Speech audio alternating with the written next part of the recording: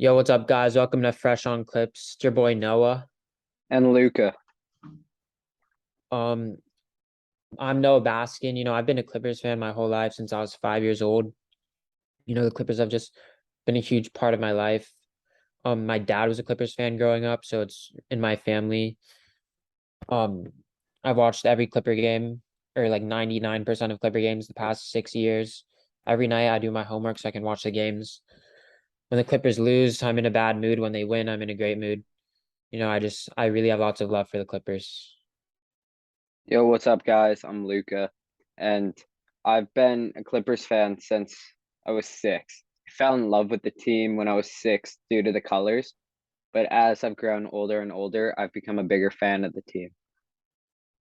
This team plays a massive impact on my life. It determines my happiness, but it's something I love and something I'll always be passionate about. Yeah, I just want to add on, from when I first started watching the Clippers, from Chris Paul throwing lobs to Blake Griffin and DeAndre Jordan, to the couple off years we didn't make the playoffs, to Shea, um, carrying us to the AC that one year and we almost beat the Warriors. We came back from 31 to then signing Kawhi and Paul George and really having chances to compete for a championship. It's just been an emotional roller coaster as a Clippers fan. But I Yeah, really think we can do it this year. yeah, we've been through the ups and downs, but I'm ready for this season. We're Yes. looking stacked this year. Yes, sir. The best depth we've had probably in a long time. Probably the best roster in the league, honestly, in my opinion. Yeah, I agree with you. I feel like we have 12 dudes on our roster who could play on any team. For sure. Some of our players who might be getting 5 minutes could be a starter on some team. Exactly. All right, let's get into the first point for today. All right, who do you there was a report by Crispy Haynes yesterday about Reggie Jackson being named the starter, but turned out it wasn't true. So we're back to this question. Who do we think should be the starting point guard this year? John Wall or Reggie Jackson? You know what, Luca, that's a very tough question. You know, both of these players have had great careers in the NBA. Both very different or kind of the same. Both they've had injuries in the past couple of years. They're getting older. John Wall, he didn't play all of last season. Not because he was injured. The team he was on just benched him. Not because he was bad. They didn't agree on terms. So John Wall has basically been resting for a whole year. And Reggie Jackson is the complete opposite. Last year, with Kawhi out and PG in and out of the lineup, all of the Clippers in and out of the lineup. We had lots of injuries last year. So Reggie Jackson was like one of the only players that stayed consistently healthy. So Reggie last year, he played lots of minutes. So very different the past year for these two players. Honestly, out of these two players, I don't think you could go wrong. Both bring different things to the table. Reggie's more of like a um score. He can make plays for himself. He can be off ball. Someone like Kawhi drives to the lane and people double team Kawhi. They can kick it to Reggie for a wide open three. And I think Reggie was good at adapting to that last year. John Wall, his whole career, he's been pretty much the on ball point guard. He takes it up the court all the way. He makes plays for himself. This year, he's going to have to kind of tone down from that and kind of play off the ball more. So as of now, I think I'd go with Reggie Jackson as our starter because the chemistry he has with our team already. And he's been in this position the past couple years with playing with two other all-stars. So, I don't think if John Wall was starting, I don't think it'd be a terrible idea, but I would go with Reggie. I think he has the edge here. And our bench, it'll be less organized without two superstars in it. So I think John Wall being the bench leader will be very good for us. Kind of younger guys, Terrence Mann, Luke Kennard. I really think John Wall would be great for those guys, get Luke open shots. So yeah, I'd go with Reggie Jackson. I agree with you in that aspect, but I think that regardless of what happens in terms of who starts, it's going to be different based on the game and how they're playing, who finishes. So I feel like truly, I don't think that it matters who starts. But again, I agree with you. I'd side with Reggie due to the fact that while Wall's an improved catch and shoot 3-point shooter, I feel like his ball dominance and his playmaking while it's better than Reggie, could benefit those on the bench like Luke Kennard. Dude, you didn't mention Nick Batum, Robert Covington. Those three are absolute snipers from three. And I feel John Wall and Norman Powell, both of them being on the bench together, being able to play off one another and get open shots for our bench dudes, I feel like that would have a bigger impact than Reggie being there. Yeah, I agree. And like you said, it could change game to game. And also depending on how one of them is playing, Ty Lue, we've seen in the past he's not afraid to change up the lineup and bench someone. So one day, maybe Reggie starts, one day John starts. You never know. But I really don't think you could go wrong either way. I agree with that one. All right. Who or what do you think could be our biggest X factor this year? Because in my opinion, I think we have the best roster in the league, and probably we have the best 1-2 punch in the league, as well as a top three coach. What do you think could stop us this year? You know, the one thing I think that could stop us is ourselves. And I say ourselves as the Clippers. Um, I really don't think there is any team or player that can stop our team when they play as one whole group collectively and together, moving the ball, being unselfish. I truly don't think there's anybody that can stop this team. Not being biased, if you look at this roster from top to bottom, every single player could could have a role on this team. From Luke Kennard hitting open threes, from John Wall creating plays, pushing the pace, even Terrence Mann, great defense, Robert Covington, Norman Powell. I don't think there's going to be a biggest X factor. I think the X factor is the whole team playing together. I just really believe this is the year. If you had to choose a single player to be an X factor, though, who do you think's impact will be the biggest on either how good we are or whether or not we fail to meet expectations? All right, well, obviously, Kawhi and PG, they're the main. I wouldn't call them X factors.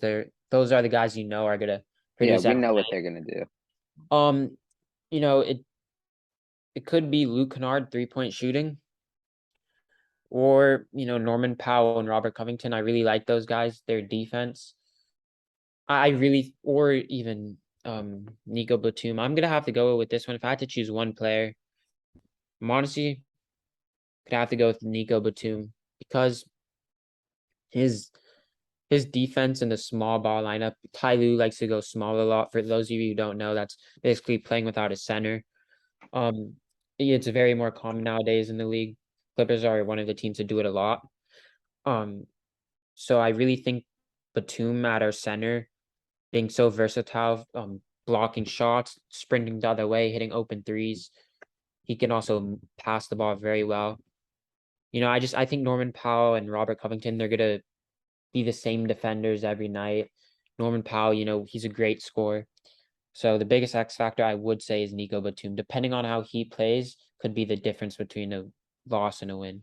What are your Just to thoughts? just to add on to what you said about the small ball group, it's clear that this year, more than any other one, we're gonna go small. We had Hart last year. Hart and Zoo, they played great. We had Zoo and Boogie the year before. This year we got no true center. Diabate and Moses Brown, while they both showed flashes of what they could be, they're still too young. They're both on two-way deals, so we're not going to see them every single night. Yeah. I feel, as you said, I feel like it's not just one player. I feel like it's the unit. But even more than that, I think it's whether or not we could stay healthy.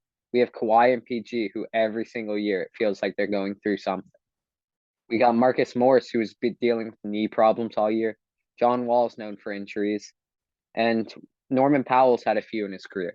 But I think as long as we stay healthy, we are the best team in basketball. We are the team to beat, especially with the dudes we have on the sidelines.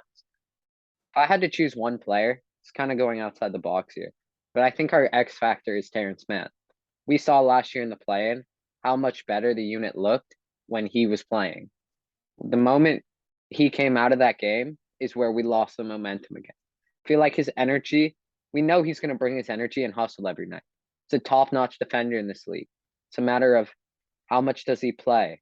How many open looks is he going to get? Is he going to drill them?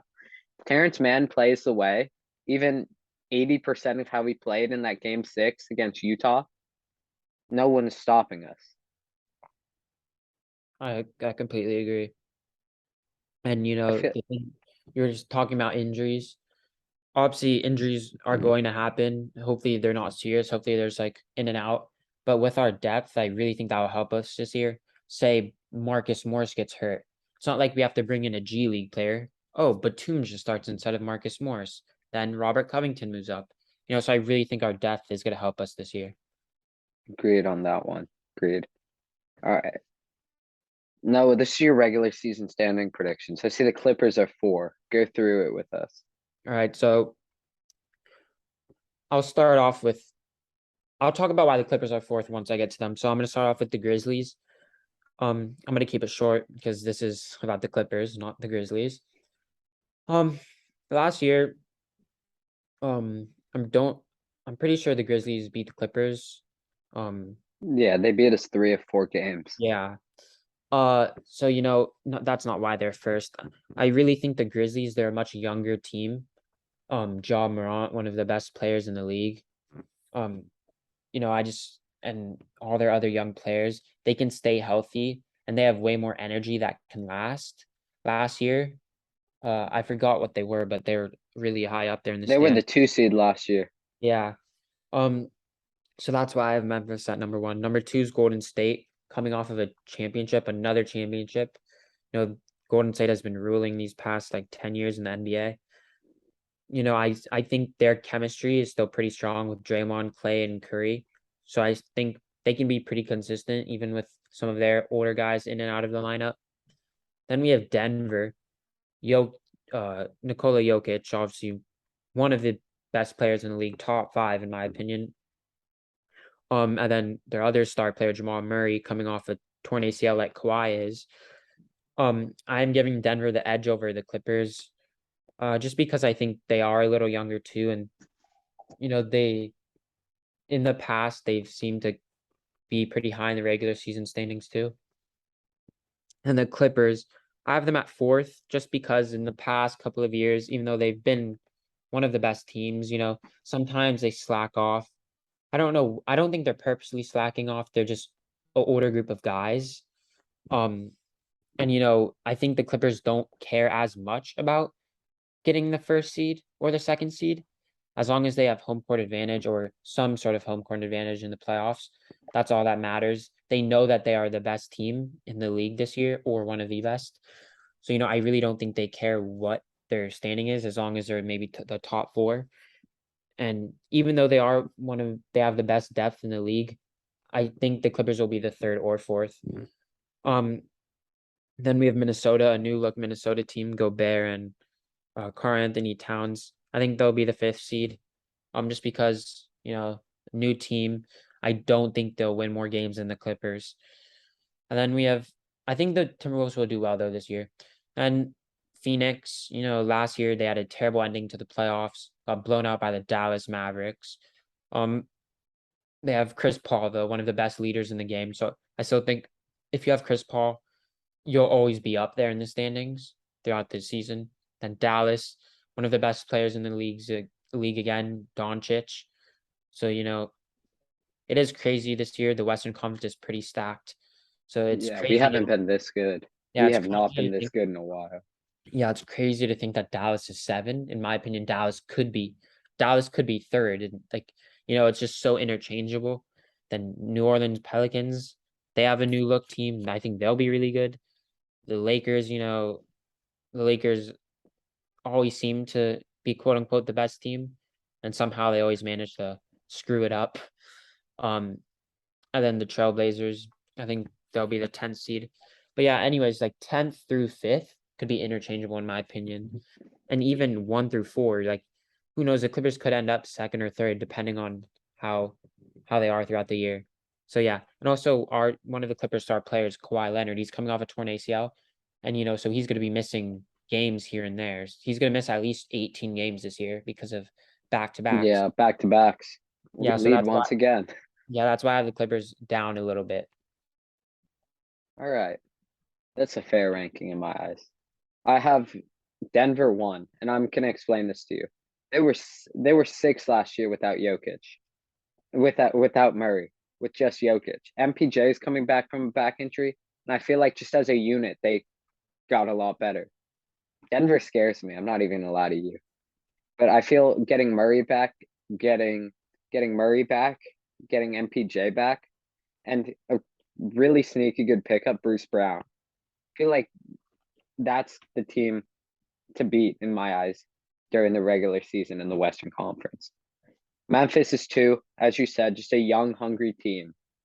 They have, I don't even know who their veterans are. Steven Adams, that's all I can name as a vet on that team. I feel like they're going to come out every night with high energy. They're going to want to win because it's their first opportunity at it. Golden State, we already know. They do the same thing every year. But I have them at three because I think this is the year where they're older. Their core is getting older. I feel like they're gonna have games where they sit out the core guys due to the fact they're getting older. They're getting up there. I have the Clippers at 4-2. I just feel like Kawhi load managing, missing 18 games. I feel like Wall's gonna manage. I feel like as long as we get a top four seed, I feel like that's the best we can do there.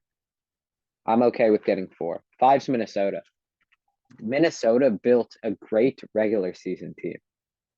I love the Gobert pickup. I don't know how the fit's gonna work, but Gobert, Towns, they have a good team for the regular season. But I feel like this is getting off track. But I feel in the playoffs they're gonna get killed. Are you with me on that? Yeah, say they play the Clippers small ball, I think, would really Yeah. screw. I just look back at the 2020-2021 postseason, and that's it. All right, I got Dallas 6. I feel like Dallas, Luca, Luca in my eyes, the top three player in this league. I feel like they improved, and also any team with Luca, I don't care how their roster looks aside from. I feel like they're not going to finish outside of a playoff spot. 7, we have Phoenix, Chris Paul effect, but I also feel like losing Crowder is going to hurt them more than people think. He's their Nick Batum. He's their energy dude. He's needed for that team to succeed. So that's why I feel like the chemistry issues is what's going to keep them out of the top 6. 8's New Orleans. I hate this. I hate having to put them 8 because I feel like they're way too talented to be in this spot. They get Zion back. They still have BI. They get a full year of CJ. This team is scary. 9, we got Portland. Dame's back. Nurkic, Simons. They have a good core, and they acquired Jeremy Grant. They have good players around Dame. 10's the Lakers. Okay, here's the thing. I wanted to put Sacramento here so badly because I think Sacramento is going to be a young, hungry team fighting for a play-in spot. But I don't think any team led by LeBron, and as long as AD plays at least 30 games, I don't think there's any way they don't make the play. Agreed. But I feel like the West is going to be way more competitive this year. I feel like there's at least 6 teams in this conference who has a legitimate chance at the finals. Yeah. Bring it in. 5 seconds to go. Tie game. Seatbelts are fastened. Lou Williams for the win. Bingo! Oh my goodness. God, he got it! 1 second left. Clippers by 2. The 3 for the tie. Oh my goodness! I don't believe what I have seen. We are tied at 115. Thanks for tuning into this episode of Fresh on Clips with Luca, Kassab, and Noah Baskin. Tune in next week for another episode. And remember, go Clippers!